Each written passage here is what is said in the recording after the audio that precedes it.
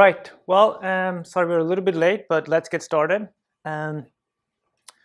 So welcome to the first lecture on the lecture series called Future of AI, Foundation Models and Generative AI. This is actually the second year we hold this class. So I started working on this course before the recent hype and breakthroughs of ChatGPT. And I really felt that we're starting to see kind of a new approach to AI in the community that was really gonna change things for real. And I think we started to see that right now. And really what I want to accomplish in this lecture series is to give you an understanding of why this is happening right now, what's the underlying kind of change in perspective, and also going beyond just kind of the tip of the iceberg, which is ChatGPT. So I'm going to give you a deep but non-technical introduction to these subjects. And last year when I gave this course, we were excited about text-to-video and text-to-image models, right? I guess we still are. We were excited about superhuman robotics, self-driving cars, and AI applied now to other domains as well, like genomics, etc. And of course, a lot of these breakthroughs, even if they're in very different domains, they come back to this underlying technological achievement of foundation models and generative AI. We're going to dive into. Last year, we were excited about ChatGPT, right? So we could ask it to write an engaging introduction to an AI lecture. If we ask the updated GPT-4, it produces more text, but maybe does a better job as well. Last year, we asked it to produce a engaging artwork of artificial intelligence. And now we're asking the newest version, it also might be doing a better job. It looks more involved at least. Art is subjective, but I think it's better. So if we were excited about these things in early 2023, what's happened, right? What's happened during this year? Well, a lot of things. Of course, it's been a tremendous hype. So there's been a lot of money pouring into these areas. We've had companies that are only a few weeks or months old, reaching a $2 billion valuation with just a team of 5 people. We've had excitement about autonomous agents that we're going to talk about in this course as well, like GPT Engineer, that's able to plan and even act in a more human-like way in terms of intelligence. NVIDIA, that provides all the different GPUs, right, that these models need, have reached a huge valuation, like the $1 trillion club. We've seen sweeping regulatory kind of acts and initiatives, right? Both from the White House and the European Union, for example. There's been a lot of drama in the AI space, right? OpenAI, for example, the CEO and the company behind ChatGPT, the CEO was ousted and then came back in. So maybe the transparency problem in AI doesn't only apply to the models, but to the structures and companies behind them. And also, we're seeing a kind of some hype and some winners in terms of these new AI technologies, but also now some companies are actually losing users and usage, right? Stack Overflow, for example, people saying that it's being killed by an AI that's trained on its own data, which is kind of ironic. Of course, one of the big questions that remain is, have we reached artificial general intelligence yet? Some people say we have. I think there's still quite a long way to go, but we're going to try to also explore a little bit, what can we actually mean with AGI? How could we potentially reach it, given the technology that we have right now? And can we give some kind of very order of magnitude estimation to when we'll get there? So I'm Richard. I was born in the land of Abba and Ikea, which is Sweden.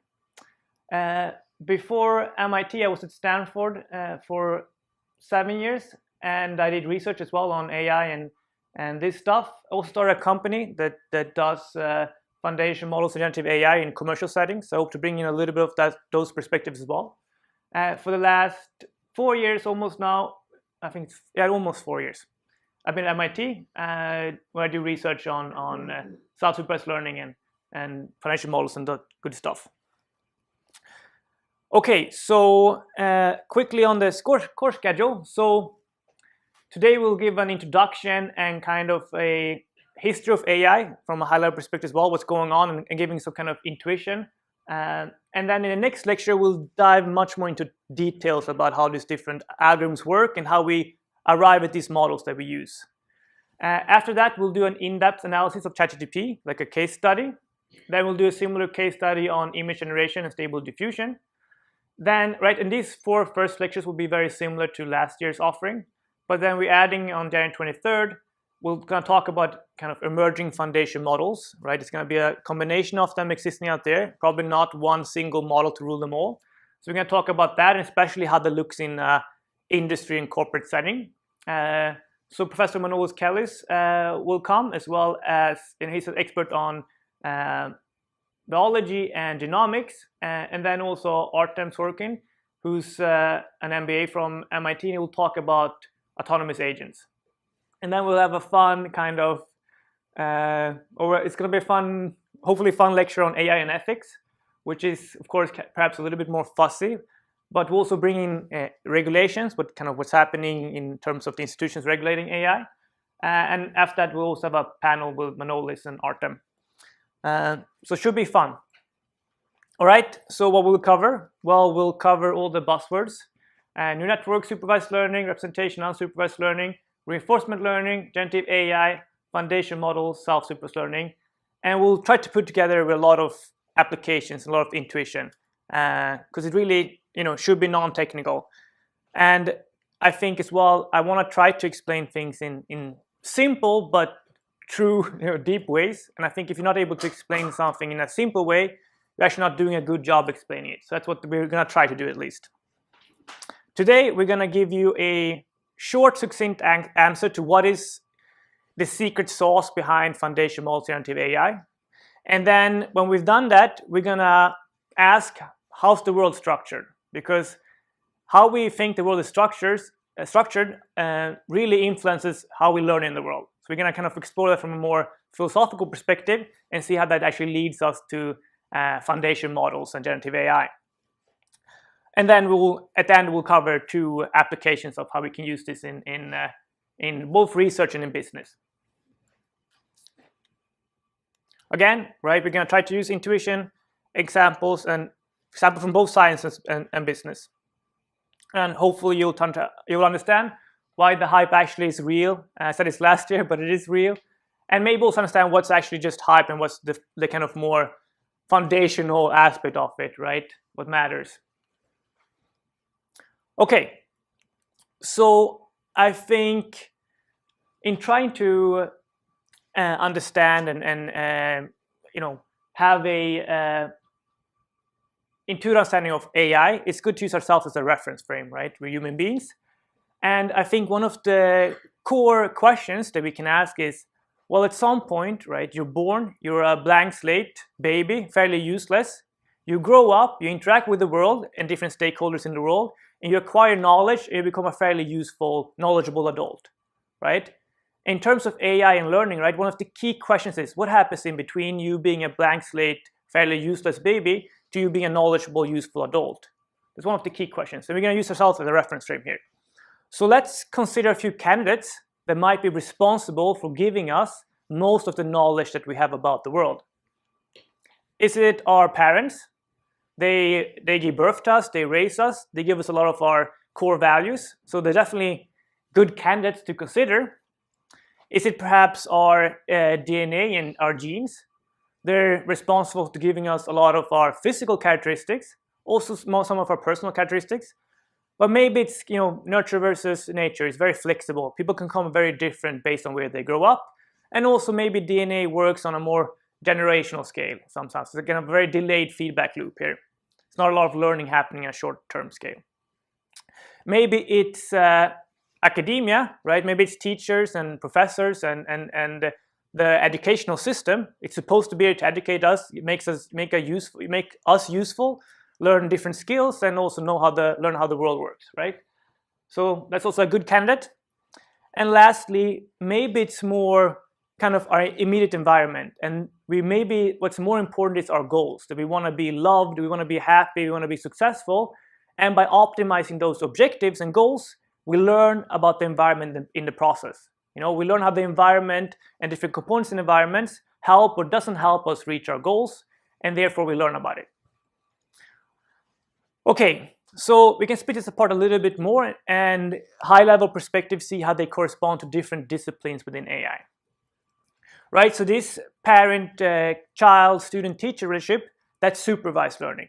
There's supervision. So here, there's a human expert, like a teacher or a parent, that puts the world in order for you. It structures it, it labels it, and puts it in a condensed format so you can learn from it. And on the other hand, this more delayed feedback, right, kind of evolutionary, and you're interacting with the environment, optimizing some goals, and those goals are what we're mostly focusing on, right? That's reinforcement learning. And that's this delayed gratification, and you're optimizing this goal in an environment. But it turns out actually that none of these approaches are responsible for giving you most of the knowledge that you have about the world. In fact, you can thank yourself for that, because most things you know, you learn by yourself. So how is this possible? Well, it's possible by defining meaning by the company it keeps. So, and learning from observing the world. So let's take the example of a dog. You actually don't learn what a dog is from your parents telling you or from your emotions guiding you. You learn what a dog is by observing dogs in different contexts and correlating and contrasting dogs with other concepts. So a dog is something that's walked by an owner with a leash. It's something that has an antagonistic relationship with cats. It's something that chases frisbees when those are thrown. And this kind of relational context is what allows us to understand what a dog is. And as you learn what dogs are by correlating and contrasting dogs with other concepts like cats, for example, you in turn learn what cats are, right? This is where you get this relational understanding of different concepts. And even language can be learned this way because the word or name dog will be uttered more in context where dogs appear. And if you think about it, if a little child points at a dog and asks his parents, like, hey, what's that? Like, all the parent is really doing is giving some label. And the child having the ability to generalize that label to all dogs shows how it has a very, very robust understanding of an entity already, a concept of a dog, just not the name yet, perhaps. But that entity and concept is gotten by just observing dogs. So, for example, let's take the cat and mouse here. So I think intuitive for ourselves when we hear cat and mouse, there's a strong correlation, and we can understand a cat in terms of mouse and vice versa, right? A cat is something that chases mice, and a mouse is something that's being chased typically by a cat. But when it comes to a mouse and a dog, I think that the relation is less strong and less obvious, right? What's the relationship between a dog and a mouse? It's not completely clear in our kind of contextual understanding of the world. So let's take this observation and fit it into this foundation generative AI models that also have this similar understanding of meaning, right? So a lot of these, basically all the images you see in this lecture is produced by generative AI. So let's ask this generative AI text to image to generate a cat playing with a mouse, right? This makes sense based on how it's trained. It understands and generates a mouse, or a cat playing with a mouse in some sense. But if you ask it instead to generate a dog playing with a mouse, it gets confused because it doesn't really make as much sense in a contextual relational understanding that this model has of the world. So it generates a mouse-looking dog playing with a computer mouse.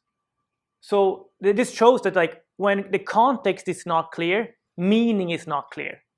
And this is fundamental to how this model has started to learn about the world, and it also corresponds to how we think about it. Probably when I said cat and mouse to you, you immediately collapsed to a meaning space where it was obvious what a mouse was. You didn't even think about a computer mouse when I said cat and mouse because it just contextually made meaning clear for you.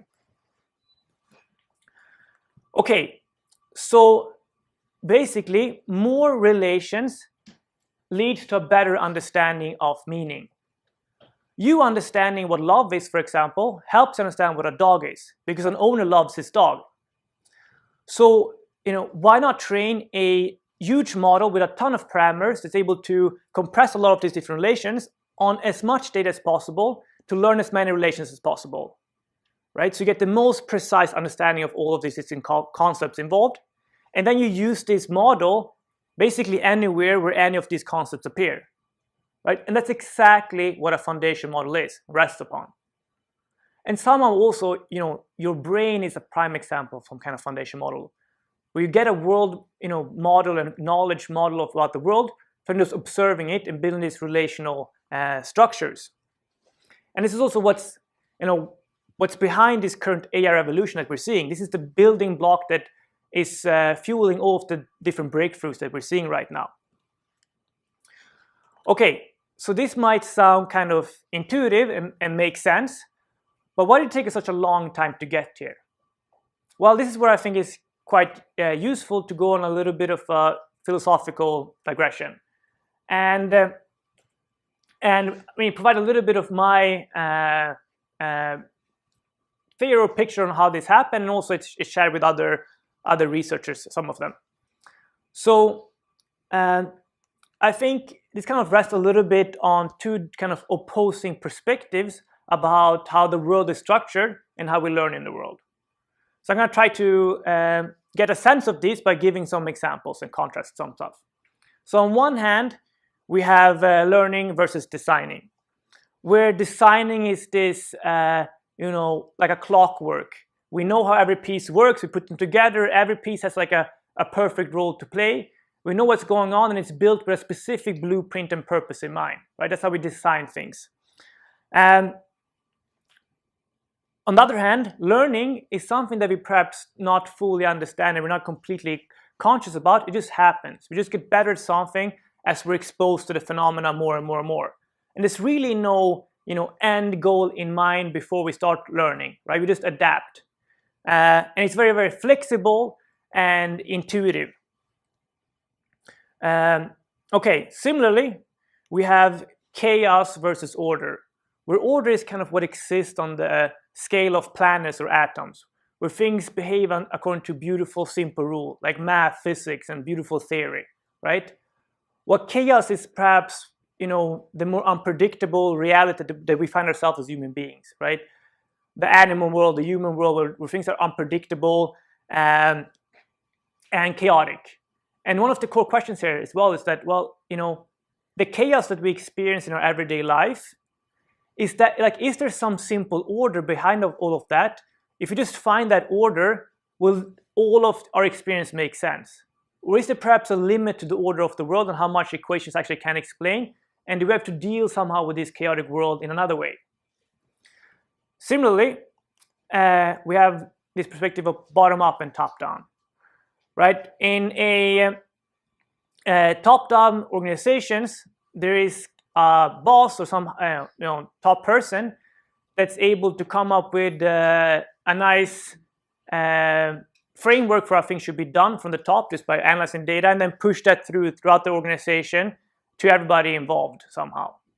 On the other hand, a bottom-up organization then it's really necessary to have a lot of people at the bottom that interacts perhaps with customers and products and deals with all this different chaos that happens in all the particulars. And there's no real simple top-down decisions that can be made to make your business really work.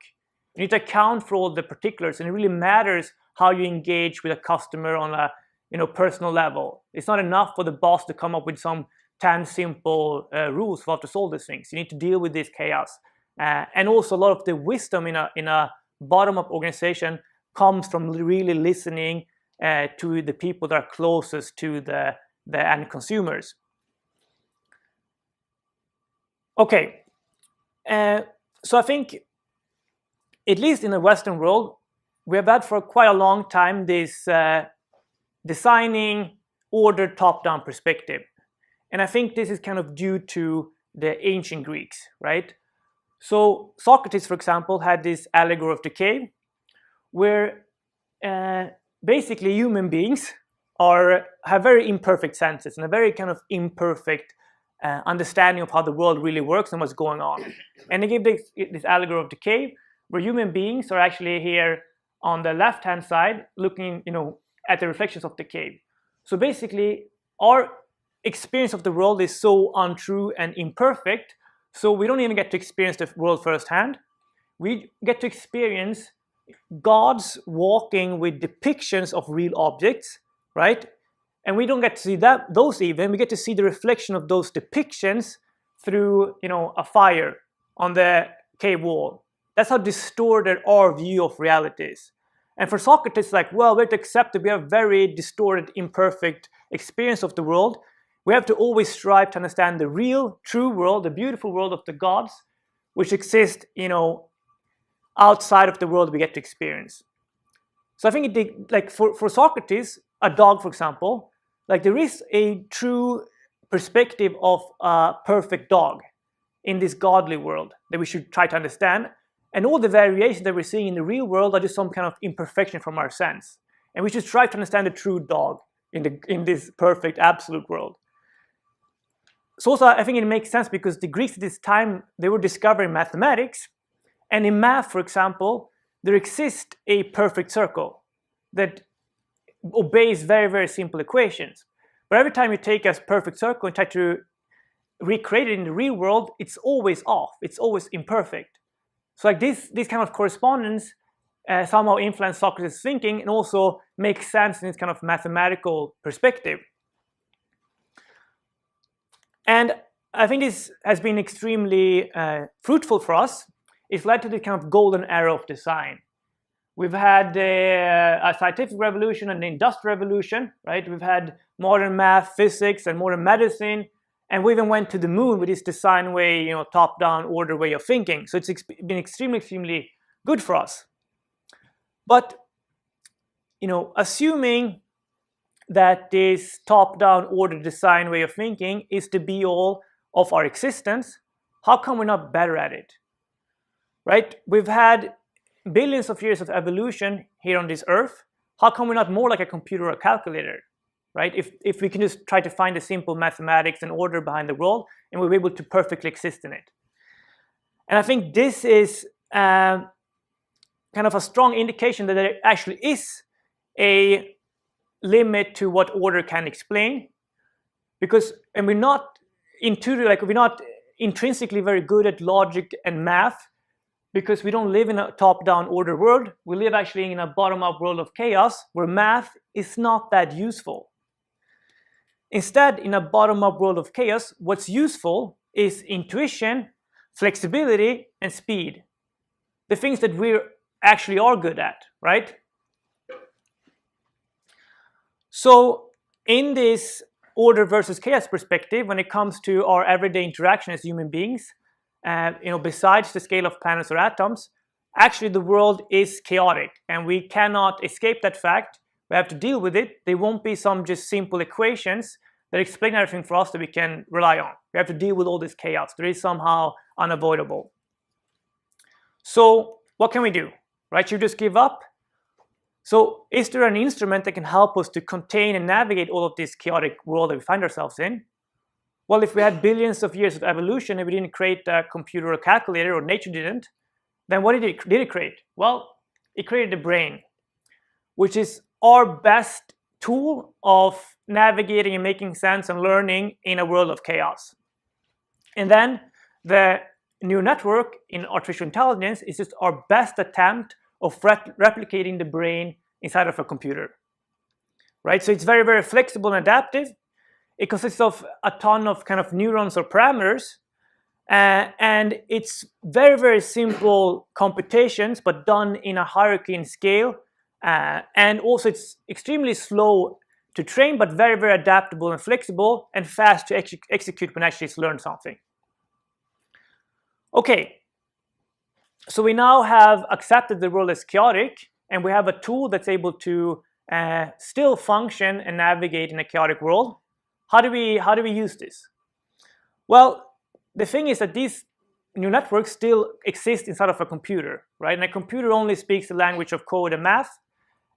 So still, there is a divide now where we have the real chaotic world and we have a computer side of machine. So we somehow have to go through the world of order and math to tell the brain inside of the computer what to optimize for, or what to focus on, right? To use its brain for. We have to somehow describe this in a more exact way for it to be useful.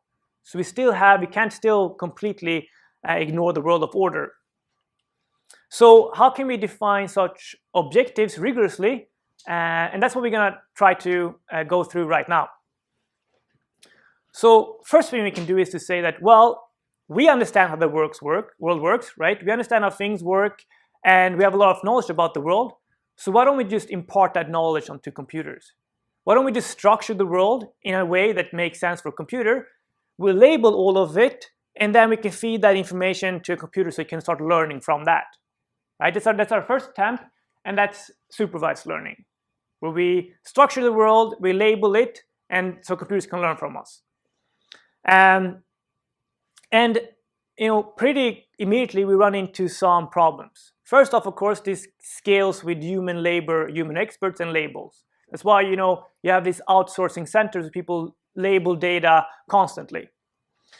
And can everything even be labeled? Like, are we that kind of self-conscious about, like, are we that conscious about how things work? Like love, for example. Can we label concepts like love? It's probably going to be quite hard, and we maybe overestimate our understanding of how things work and how we can isolate concepts. And really, maybe things, again, like love or other things, are not very labelable, and maybe things are not as categorical or like distinct. Maybe the world is actually more continuous in a sense. And only in the limit of unlimited number of labels do you actually start to understand how the world is really structured. Right? Maybe maybe you have a set of labels and you learn from them, but you will always find these points in between where labels don't really explain what's going on. For example, here, right? Is this a dog or a cat? The left-hand side. I mean, somehow at some points things get more and more close, and we'll reach a limit to how much we can label the world, and then we just need more and more labels to actually make sense of it. So because of this, somehow we see that the supervised learning doesn't by itself generalize well enough. It just doesn't work enough. It's too expensive in terms of having human people and experts label data. It doesn't generalize really well to the diverse setting of the real world. Okay, so let's say now that we try to rely on ourselves, defining things, structuring the world, and we do almost the opposite direction. So we say that as human beings, we have goals, we have desires that we want to optimize, or that we do optimize, and we hope that if we just impart those goals and desires onto a computer, it will learn about the world in the process, right? Focus on the endpoint, like where you want to end up, and the computer will have to figure out how to get there. So this is reinforcement learning. But I think, if a good analogy for a blank slate computer is like a blank slate baby, I think it's very, very hard for us to even understand what it means to be a complete blank slate. I think a lot of our knowledge is so intuitive, we just take it for granted. So what does it actually mean for something to be a complete blank slate? Like having no understanding of how the world works at a starting point. So let's say you're this blank slate baby, you have no understanding about how the world works, and you want to optimize certain goals. Like maybe you want to optimize success or becoming rich. Right? First of all, there's a huge delay in the feedback. Right? You do something, you won't immediately know if it's actually helping you or not. So you have to wait a long time before you get a signal. Right? So it's very, very difficult to know what's working and not. You need to keep at it for a long time before you see that it makes a difference. Right? So, but even if you take something that's perhaps a little bit more immediate, like trying to become less hungry, it's still some delay in terms of maybe minutes or something. But let's say you try to reduce your hunger, right? But you have no understanding of how the world works. You just randomly pick a concept that you're observing, and you start to explore how that concept affects your ability to become less hungry, right? To become full. Maybe you just start focusing on the moon and how the moon and the characteristics around the moon affects your ability to become less hungry. Right? You're gonna spend so much time exploring complete nonsense that has basically no relations to your ability to become less hungry, and you're gonna die out of hunger way before you make any progress whatsoever. So I think that's kind of hard to even understand. Let's take the example of a car that's a complete blank slate. You want the car to learn how to drive to your home using reinforcement learning. I mean, again, maybe it starts exploring how the moon affects the ability to reach home, and it will make no progress. But even if it starts focusing on things that are actually relevant by just sheer coincidence, and it starts focusing on other drivers or other human beings in traffic, right? Still, we cannot afford the car to hit like 1,000,000 human beings and crash 1,000,000 times before it actually reaches home, gets some signal, and starts making some progress, right? This is too expensive and too risky in real life. If you take, imagine putting a real baby in the driver's seat of a car. I mean, how many billions of years, if this baby would live forever, how many billions of years would it take for this baby to just by coincidence reach home? I mean, it's gonna take forever. And then when it does that, you say like, hey, good baby, awesome work. Here's your signal, now do it again. I mean, this is somehow how reinforcement works when there's just a delayed feedback and there's a blank slate. And this works better in chess or something where there's an idealized set of rules and the state space is much smaller. But this kind of just blows up in real life. So what we need is a basic model of how the world works that we get from just observing the world, because it's the only thing we can really afford. Right? Reinforcement learning, as we just said, is too dangerous. You'll die before you make any understanding of how the world works. And so it's too risky and too expensive and too slow. And supervised learning is also too expensive because it relies on human experts to label the world. And at the end of it, it doesn't work because you cannot label the world. Okay, again, so what comes to rescue is this breakthrough behind foundation models called self-supervised learning, where we learn from self-supervision by just observing the world. And we define meaning by the company it keeps, which allows us to learn from just observing. Okay, so quick recap. We talked about chaos versus order, and we concluded that actually the world is chaotic. We cannot ignore that. We have to deal with that. The brain is the best tool that we have to learn and compress and navigate in a chaotic world, but we still have to define how this brain should interact with the world. Supervised learning didn't work because it's too expensive and doesn't generalize, like labeling the world. Reinforcement learning is too dangerous and too slow. So that's why we end up with learning from observation and self-supervised learning. Okay, so let's dive into some specific use cases of this. So here's a kind of a collection of different self-supervised learning algorithms and how they learn from data, from just observing the data. We'll cover all of them in subsequent lectures. But what they all rely on is learning from data itself, right? There's no need for human experts in the loop. So it scales extremely well to unlimited amount of data. And then they use these very broad capabilities in a wide range of different tasks. And in this lecture, we'll just talk quickly about predicting the future and positive pairs. Okay, so this idea of learning by predicting the future based on the past relies on this idea that in order to predict the future, like we need to understand the past. So let's take an example of language model or learning, learning from text data. So this is good because we have an unlimited, basically, amount of text data from the internet. So we can just download a sequence of text, and then we can remove the last word and try to predict the last word based on previous words. That is extremely simple to define, and then we can let the huge brain of a new network start doing this task. And let's now assume that this new network or computer has become really, really good at predicting the next word based on previous words. What does that actually imply? What does it learn? Does it learn grammar? Well, in order to generate and predict grammar, like grammatically correct sentences, it has to understand grammar, of course. I mean, does it have to understand the meaning of words? I mean, if the sentence that we give it is, the dog is, it needs to understand what adjectives that describes a dog. So it also needs to understand the meaning of words. Does it have to understand the difference between a informal social media post or a formal news article? Well, if it's right now being fed a informal Facebook post and it wants to complete that accurately, it needs to understand what kind of language that corresponds to, and vice versa, right? And similarly, like if the way people write changes based on their political beliefs, they also needs to pick up their political beliefs based on how they write things, right?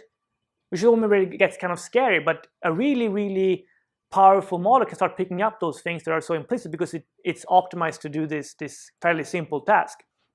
And again, if I ask it, what's the capital of Stockholm what's the capital of Sweden question mark, right? And I give that sentence to the model, and it has to complete it accurately and optimally. It has to give the correct answer, which is Stockholm. So it also becomes very knowledgeable about the world in a bigger sense. And this is the core, approach behind ChatGPT and why it works so well and why it's so flexible in capabilities, right? And how such a simple objective can lead to extremely, broad sense of intelligence. And again, similar things applies to real life. For example, like frames in real life or in a movie or something, right? If a model is able to say that, okay, it sees a human being with a leash and a dog, and in the next frame it sees a frisbee, if it's able to predict then and say, well, probably the human being will throw the frisbee and the dog will run to catch it, right?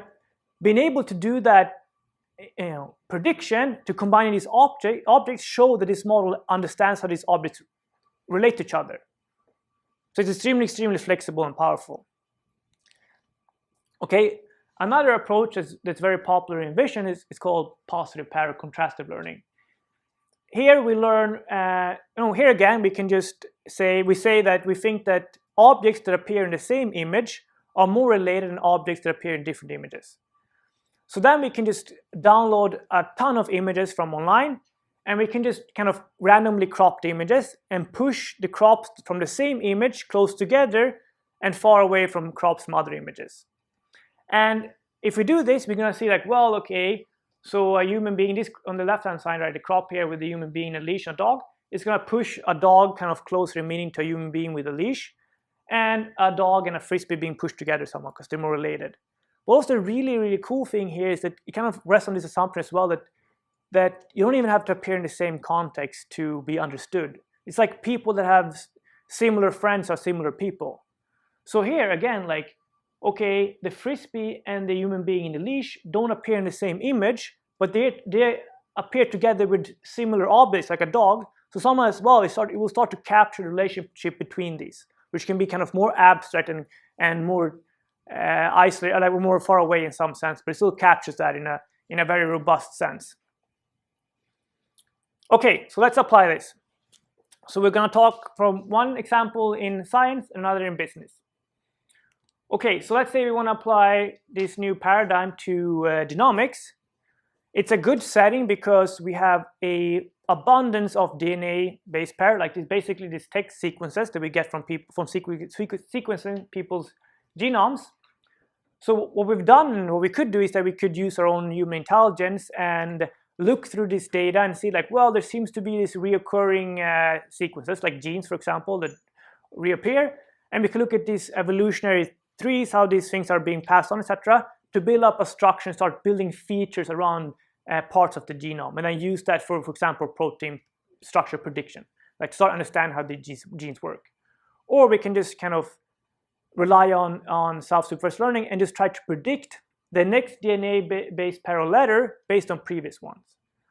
So let's say we train a huge model on a ton of DNA data to just predict the next DNA-based pair based on previous ones. Like, what does it learn in this process implicitly? So if it's able to do this really, really well, like again, does it learn the meaning of genes and genes? Yeah, so genes are just reoccurring sequences. So if it's wants to be able to complete this the genetic sequence really, really well, it needs to understand, like, identify, hey, I'm inside of this gene right now, and that's why I need to generate these new letters, right? Does it need to understand as well implicitly if it's kind of completing the genome of a dog versus a cat? Yes, if they differ, it needs to, because is it going to change how it thinks about predicting the next base pair? And it turns out it actually creates really, really good features that maybe it takes us some time for human beings to actually understand exactly what they encode. But if you then use these features and you train another neural network to predict protein structure, right? What kind of protein structure this DNA will lead to, it works really, really well. Okay, another example in the business case that I was involved in my startup, here, let's say you come to a retail company and they want to understand their consumers and maybe have a better assortment and give recommendations, etc. So typically what they do is that they come in taking some consultants to start trying to define some user profiles, right? If it's young single people or families with kids, and they try to build that up and kind of label people and consumers. And they do a lot of questionnaires and stuff where they ask customers like, hey, who are you? What do you prefer, etc., to build up some kind of knowledge structure. So first off, right, there's a problem because every human being is unique. So every time you enforce some kind of user profiles, you typically lose a lot of actual understanding and performance of your models because they rely on very, very coarse information and structure. And also, it's actually very, very hard to ask people what they want and how they work because they are not completely self-aware of what makes them make a certain decision and what they would prefer. And it takes also a lot of work, like a lot of manual work to map up all these people, ask them questions and questionnaires to start to build up this understanding of your consumers.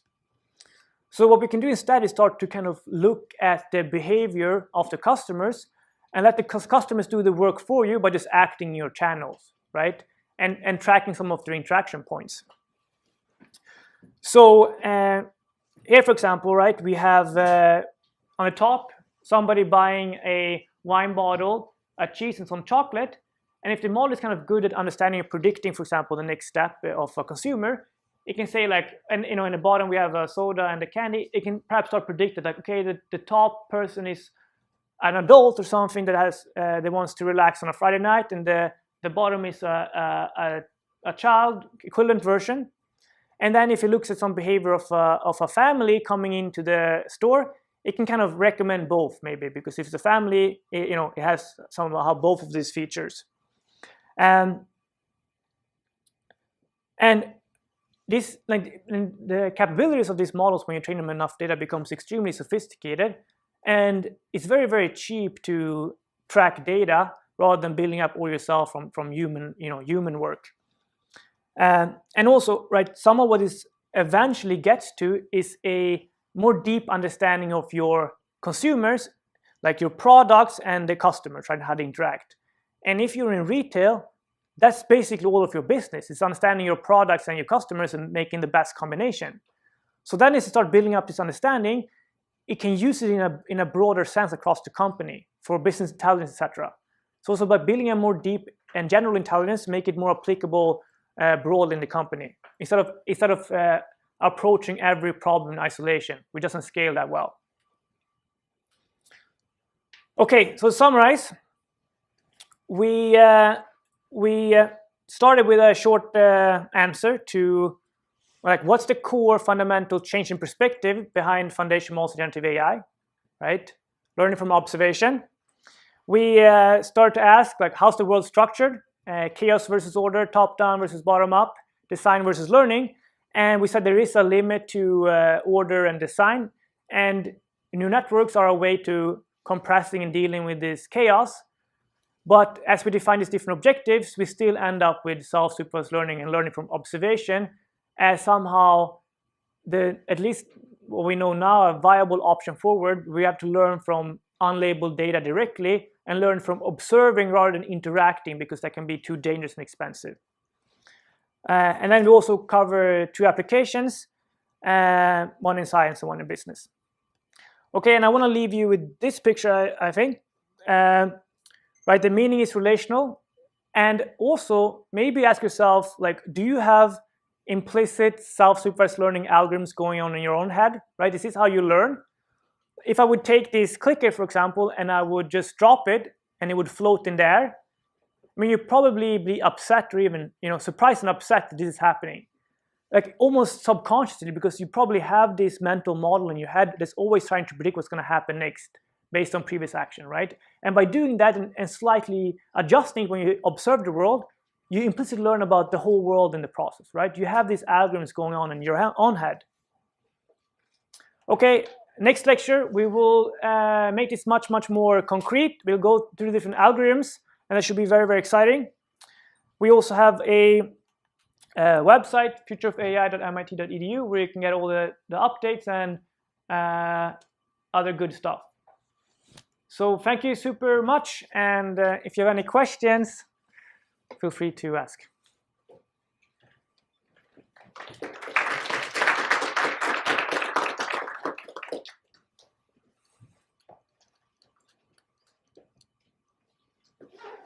Yeah, I got well like the intuition on the first two models that you said, but in the case of like the self-supervised models, it didn't really get like the intuition behind it.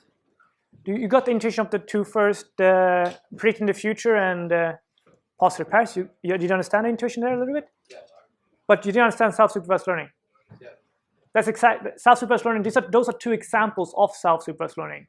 So I mean, actually, the first time we offered this course, it was called Foundation Models and Self-Supervised Learning. So self-supervised learning is how you train foundation models and generative AI, right? Foundation model and generative AI is the output.